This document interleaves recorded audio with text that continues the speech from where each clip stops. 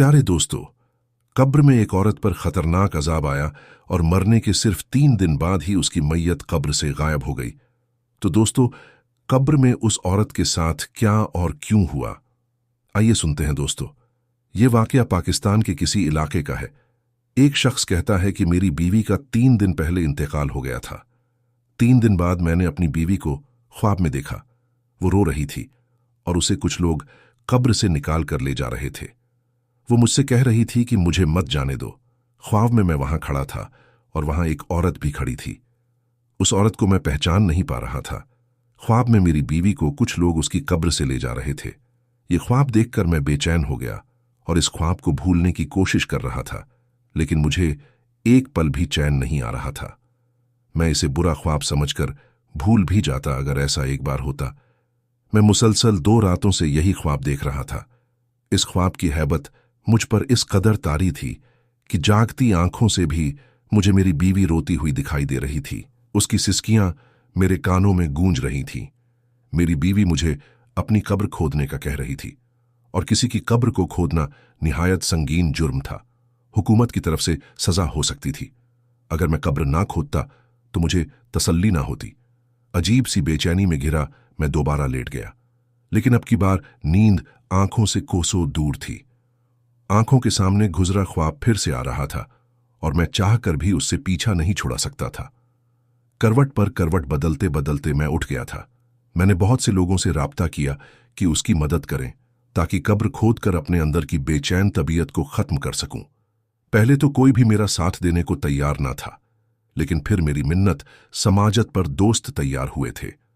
मैंने चंद दोस्तों को साथ लिया और कब्र को खोदना शुरू किया। यकीनन यह काम किसी आम इंसान के लिए खौफनाक था और उसके लिए वक्त भी आधी रात का मुकर्रर किया गया था। गोरखन को मैंने जेब भरकर पैसे दिए थे। मैं ये बात जानने को बेचैन था कि क्या ख्वाब के मुताबिक मेरी बीवी की लाश कहीं चली गई है, जो एक नामुमकिन सी बात लग रही थी। जैसे जैसे कब्र से मट्टी हट रही थी, मेरी धड़कनें भी बढ़ने लगी थीं। और फिर वही हुआ जिसका डर था। कब्र खाली थी। मेरे होश उड़ गए। मुझे लगा जैसे मेरा दिल थम गया हो। ऐसा कैसे मुमकिन था? कोई भी मयत भला बंद कब्र से कैसे गायब हो सकती थी? मैंने अपने खुश्क हलक को थूक निगल कर तर किया और सोचा कि लाश कहाँ गायब हुई है। मेरे अलावा वहां मेरे चंद दोस्त और गोरखन मौजूद था। वो भी हैरत की तस्वीर बने हुए थे, क्योंकि आज तक ऐसा कभी नहीं हुआ था। मैं इसी बात में उलझा घर पहुंचा। सुबह हो चुकी थी। मेरी नजर सामने मुलाजिमा पर पड़ी जो सब्जी बना रही थी। ये औरत, मेरे दिमाग में एक धमाका सा हुआ था। मैं एकदम ही तन फन करता उसके सर पर जाकर खड़ा हो गया। मुझे यूं ताल में देखकर वो कहने लगी, क्या बात है साहिब जी? ये वो औरत थी जिसे मैंने ख्वाब में देखा था, जो मेरी बीवी के पीछे भाग रही थी।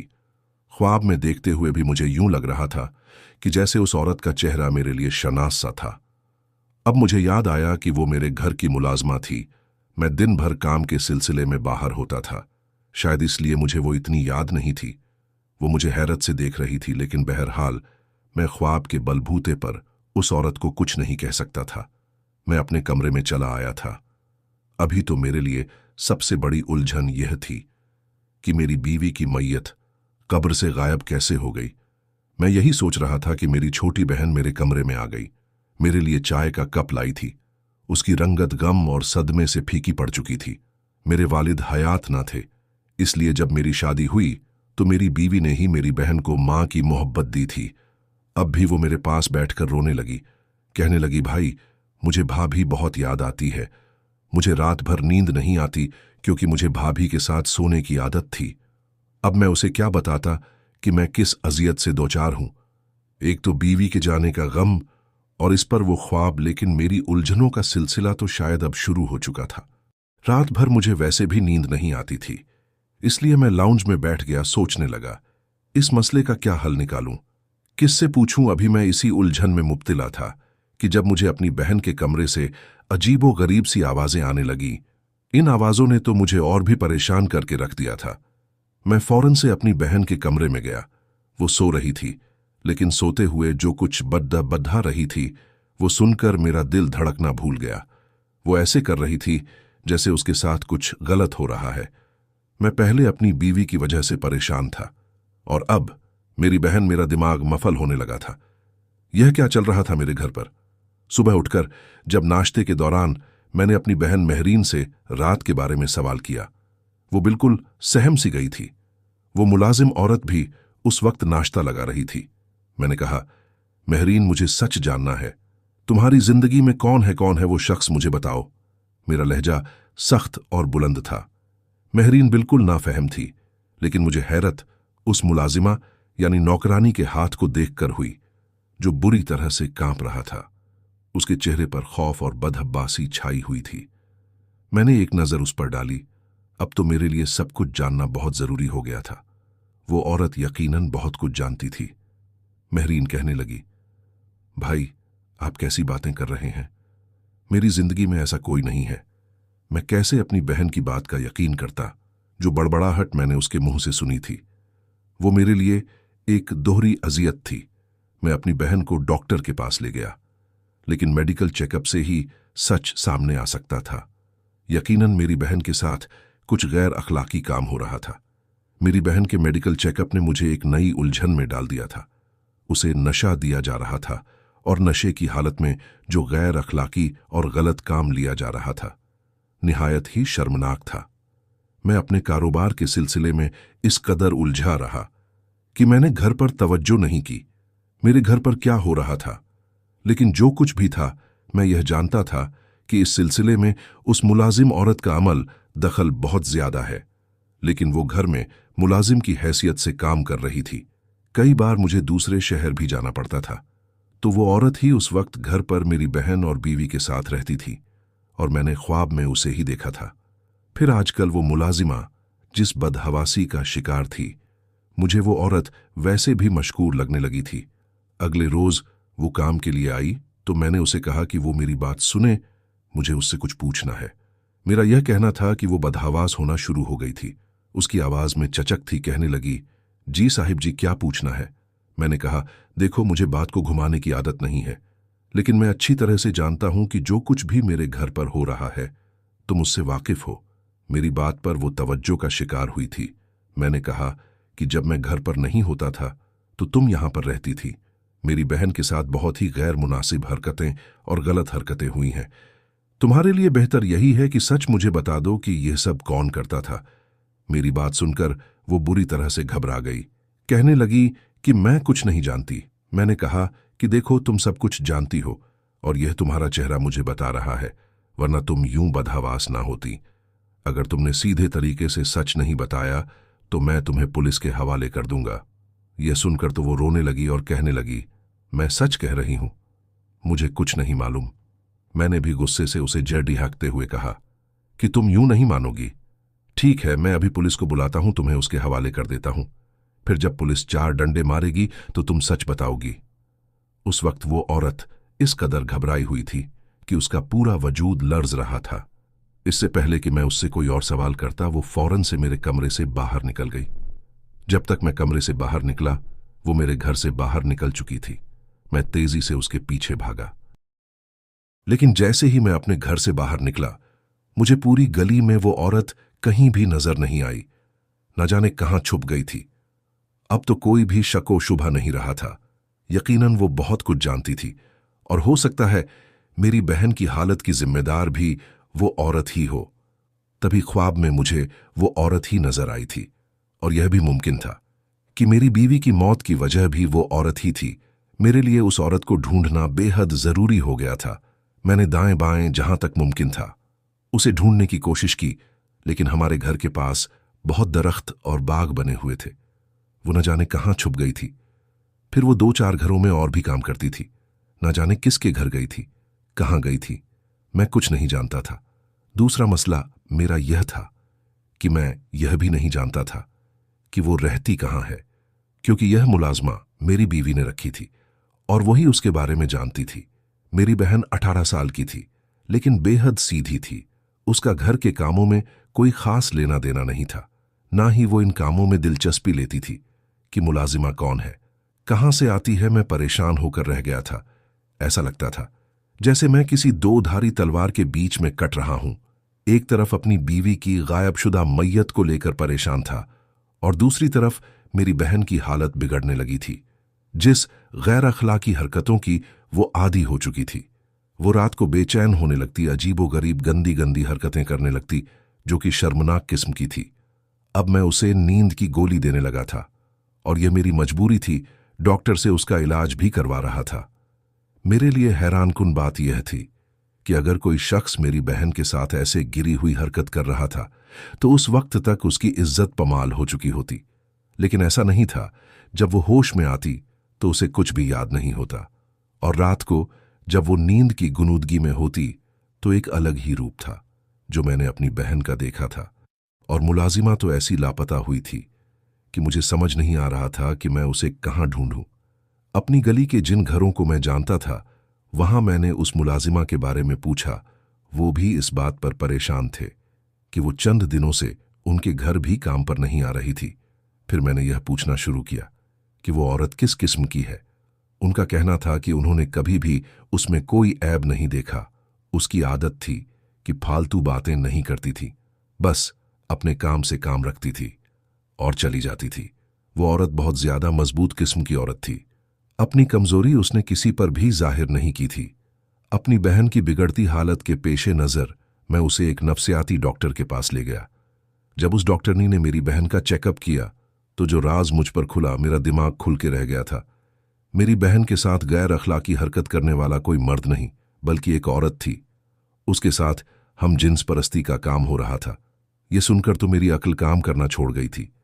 जैसे वो औरत गायब हुई थी, मुझे सारा का सारा शक उसी पर था। हो सकता है कि वो मेरी बहन के साथ ये सब कर रही हो और मेरी बीवी को इस बात का इल्म हो चुका हो और मेरी बीवी को उस औरत ने मार डाला हो। मेरी बीवी एक जवान खूबसूरत औरत थी, उसे कोई भी मर्ज नहीं था। फिर अचानक से उसका मर जाना मेरे लिए काबिले ताज्जुब सी बात थी।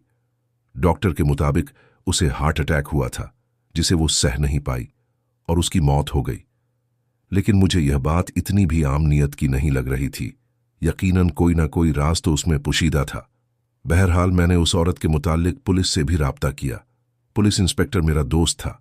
मैंने उसे कहा कि यह सारा काम राजदारी से होना चाहिए।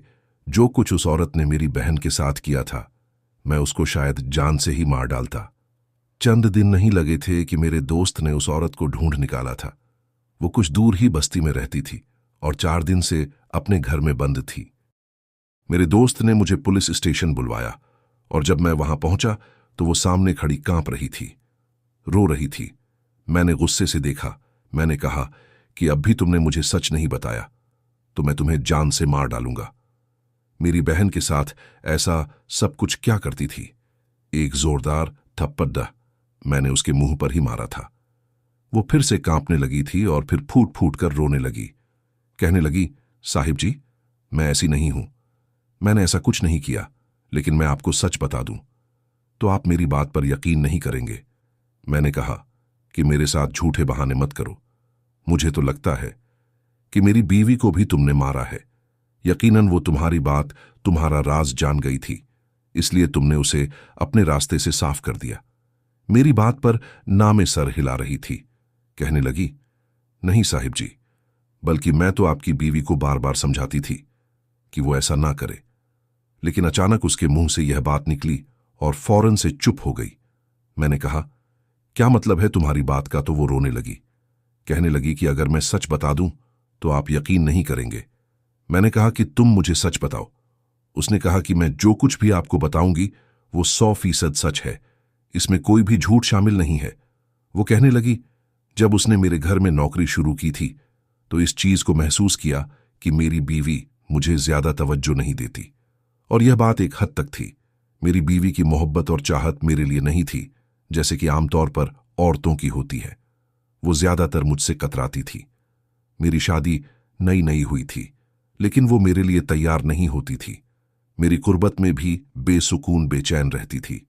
मेरी बीवी मुझसे दूर रहने के बहाने ढूंढती थी।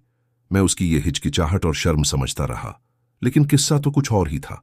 कहने लगी कि जैसे ही आप ऑफिस के लिए जाते थे तो आपकी बीवी बेगम साहिबा मुझे ढेर सारा काम बताती और फिर मेहरीन बिटिया यानी तुम्हारी बहन के कमरे में दूध का गिलास लेकर चली जाती। मुझसे कह देती, हम दोनों सोने जा रहे हैं, हमें तंग मत करना। मुलाजिमा कहने लगी कि मैं 2-3 घंटे तक काम करती रहती हूं और दरवाजा बंद रहता। पहले पहल तो उसने भी इस बात की तवज्जो नहीं दी, लेकिन एक बार उसने महरीन के कमरे से अजीबोगरीब आवाजें सुनी, जिसे सुनकर उस मुलाजिमा के होश उड़ गए। बुरी तरह से घबरा गई। उसने खिड़की से जाकर देखा तो उसके होश उड़ गए, क्योंकि महरीन के साथ गैर अखलाकी और गलत गंदी हरकत करने वाला कोई और नहीं बल्कि मेरी बीवी थी। उसे शुरू से ही लड़कियों में दिलचस्पी थी। मुझे भी याद आने लगा कि जब मेरी शादी हुई तो वो गौर से महरीन के चेहरे की तरफ देखती रहती थी। एक बार हम नाश्ता कर रहे थे और वो मुसलसल महरीन का चेहरा देख रही थी। उसकी आंखें मेरी बहन के पूरे जिस्म पे सफर कर रही थीं, पर मैंने इस बात पर इतनी तवज्जो नहीं दी। मैं क्या कोई भी मर्द ऐसा नहीं सोच सकता? मैंने चुटकी बजाई तो मेरी बीवी बुरी तरह से चौंक गई। मैंने कहा, क्या देख रही हो? मेरी बहन को नजर लगाओगी क्या? मेरी बात पर वो मुस्कुराने लगी, कहने लगी कि महरीन बेहद खूबसूरत है और मुझे ऐसी लड़कियां बहुत अच्छी लगती हैं। मुझे तो लगता है कि मैं आपकी बहन पर आशिक हो जाऊंगी। मैंने इस बात को मजाक में लिया। मैं तो यह गुमान भी नहीं कर सकता था कि औरत का ऐसा भी कोई रूप हो सकता है। वो मुलाजिमा कहने लगी कि मैंने जब इस हकीकत को आपकी बीवी के सामने कहा तो वो मुझ पर भड़कने लगी। कहने लगी, अपने काम से काम रखो। मुलाजिमा कहने लगी कि मैंने आपकी बीवी को यह भी धमकी दी कि मैं आपके शौहर को सब कुछ बता दूंगी, लेकिन उसने कहा कि अगर तुम्हारी जुबान भी खुली तो मैं तुम्हें जान से मार डालूंगी, ये इल्जाम तुम पर लगा दूंगी। वो आपको बहन को दूध में नशे की दवा देती थी और मेरी बहन होशो हवास की दुनिया से गाफिल हो जाती थी। वो मेरी बहन के साथ अपनी जिनसी ख्वाहिश पूरी करती थी, जो कि एक हराम अमल है। लेकिन जब मुलाजिमा ने कहा कि वो खामोश नहीं रहेगी वरना महरीन के साथ ऐसी गैर अखलाकी हरकतें करना छोड़ दे, तो मेरी बीवी ने उस औरत को ब्लैकमेल करना शुरू कर दिया। वो जरूरतमंद औरत थी, इसलिए पैसे लेकर खामोश हो गई। वो कहने लगी कि बस मेरी यही एक गलती थी कि मैं अपनी जरूरतों की वजह से पैसे लेकर चुप हो जाती थी। लेकिन कई बार मैंने आपकी बीवी को समझाया भी, डराया भी कि यह बहुत बड़ा गुनाह है। वो कहती कि तुम्हें नहीं पता, मुझे यह सब बहुत पसंद है, मुझे औरत अच्छी लगती है, मेरा बस चलता मैं शादी भी एक औरत से करती। मुलाजिमा कहने लगी कि आपकी बीवी शराब पीती थी और शराब के नशे में आपकी बहन के साथ बहुत बुरा सलूक करती थी, यहां तक कि आपकी बहन की रंगत बीवी पर चढ़ने लगी थी, उसकी सेहत गिरने लगी थी।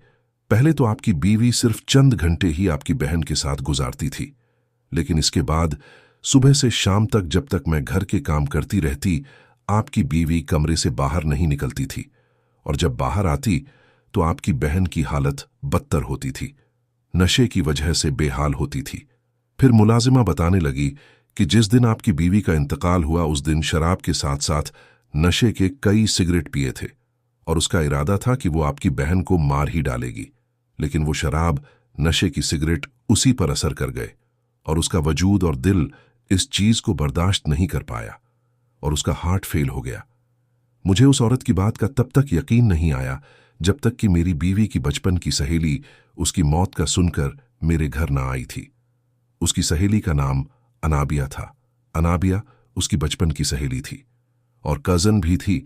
उसने बताया कि मेरी बीवी का बाप बचपन से उसे बहुत मारता था, उस पर बहुत जुल्म करता था। मेरी बीवी का वालिद एक जहनी मरीज था और उसने अपनी बेटी को भी जहनी मरीज बना दिया था। मर्द जात के मुताल्लिक सोचना भी उसके लिए ममनू करार दे दिया गया, इसलिए उसने मर्दों को छोड़कर औरत जात के बारे में सोचना शुरू कर दिया। मेरी बीवी के वालिद ने उसकी सोच में भी पाबंदी लगा दी थी, जिसका यह नतीजा निकला, आहिस्ता आहिस्ता वो हमजिन्स परस्त बनती चली गई और इस दलदल में ढसती चली गई। उसे सबसे पहले मोहब्बत उसकी सहेली के साथ हुई थी।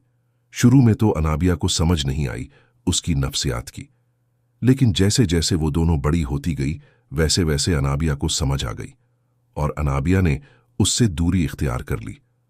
अनाबिया ने बताया कि मेरी बीवी उसकी दूरी की वजह से पागल होती जा रही थी। अनाबिया ने उसे बहुत समझाया कि इस चीज का अंजाम अच्छा नहीं होगा, लेकिन वो दिन बा दिन बजाय सुधरने के सरकश बनती चली गई। जब उसकी सरकशी उरूज पर पहुंच गई तो अनाबिया ने उससे हर किस्म का ताल्लुक खत्म कर दिया था, लेकिन अब उसकी मौत की खबर सुनकर वो अफसोस करने के लिए आ गई। अनाबिया ने मुझे सारी सच्चाई बता दी। मैं उसका शौहर था और यह बात मुझसे छुप नहीं सकती थी। मैंने इस बात पर ज्यादा गौर और फिक्र नहीं की थी क्योंकि मैं ज्यादातर नौकरी के मामले में शहर से बाहर रहता था। मैं महीने में सिर्फ एक चक्कर घर का लगाता था और 2 दिन ही घर में रहता था, और इन 2-3 दिनों में मेरे लिए अपनी बीवी के मिजाज को समझना मुश्किल था क्योंकि वो मेरे सामने बिल्कुल नॉर्मल रहती थी। मुझे कभी भी उसकी किसी हरकत से शको शुबा नहीं हुआ था, लेकिन अब जबकि याद करता हूं तो बहुत सारी बातें याद आती हैं। यह सब सुनकर मुझे अपनी बीवी से घिन आने लगी थी। अच्छा था कि वो मर चुकी थी, वरना शायद जिंदा होती तो मैं उसका गला दबाकर ही उसे मार डालता। मुझे अनाबिया पसंद आई थी और कुछ ही अरसे बाद मैंने और अनाबिया ने शादी कर ली। आज हम एक खुशगवार जिंदगी गुजार रहे हैं, लेकिन मुझे आज भी अपनी बीवी का अफसोस होता है कि उसका अंजाम इतना बुरा हुआ। दोस्तों, आज की कहानी के बारे में अपनी कीमती राय से हमें जरूर आगाह कीजिएगा और ऐसी ही कहानी और वाकयात के लिए हमारे चैनल को सब्सक्राइब कर लीजिएगा। शुक्रिया।